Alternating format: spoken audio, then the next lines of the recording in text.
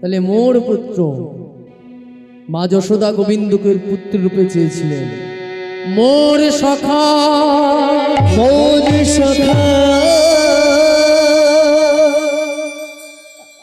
আমি কোনোদিন ওই এটা গর্ব করে বলছি না, আমি আসরে কোনো উল্টো পাল্টা কথা বলি না। ওই ঝাঁটা কোন দিকে রাখতে হবে, জুতো কোন দিকে রাখতে হবে, একদম যা কিছু কথা বলবো শাস্ত্রের মধ্যেই, শাস্ত্রের বাইরে কিন্তু নয়। মোর পুত্র গেল মোর সখা। সখা রূপে চেয়েছিলেন কে? শ্রীদাম, সুদাম, দাম, বসুদাম, মধুমঙ্গল গোবিন্দকে সখা রূপে চেয়েছিলেন। গোবিন্দ আমার সখা হয়েছেন।